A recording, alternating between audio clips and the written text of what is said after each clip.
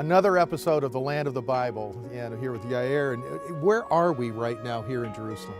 Right now we are on top of the Siebenberg house. The Siebenberg house is located on top of the upper city. Okay. According to Miriam Siebenberg, that so nicely welcomed us into the house. This is exactly where the Hashmonite palace was located. Hashmonite meaning around 100 years before the times of King Herod. Wow. And most definitely from here, from the upper part of the city, we can overlook towards Temple Mountain.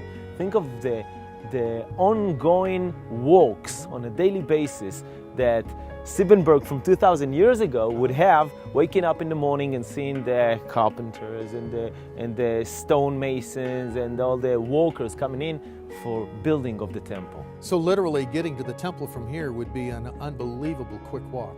Well, yes it would, because the Hashmonites themselves had a problem. We have no evidence for a quick interchange that the Hashmonites would have back around 100 years before King Herod. But after that, during the time of King Herod, they would have a ramp that would make it very easy for them, not even going down towards the lower city. Okay.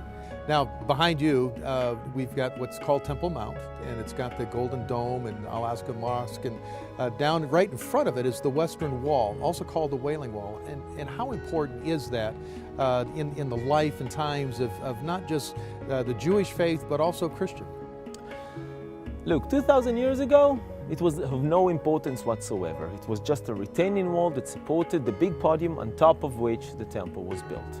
But jump forward 2,000 years later, get to contemporary days, Jews, to start with, cannot go up to Temple Mountain.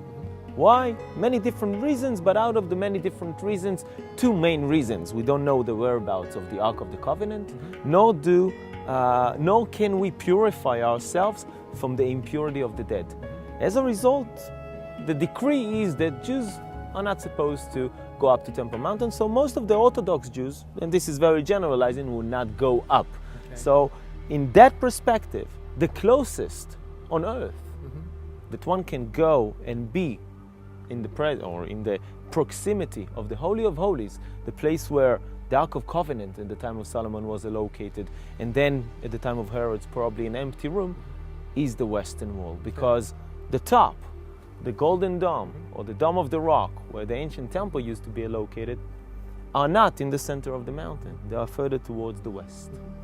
Now, from here, we've got some fantastic views, and I'm going to ask you a few questions about some of that. What's the significance of the Jewish cemetery over on the Mount of Olives?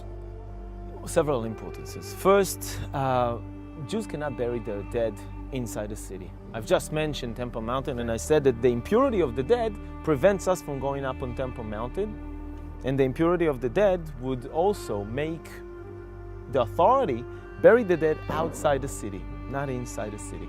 So by taking all the different graves, you can have a very good idea of the size and the boundary and the borders and the limits of Jerusalem at a certain period of time that you investigate. The second thing is that in Judaism, the resurrection of the dead would start growing with concentric circles from Temple Mountain, from the very top, the rock of foundation.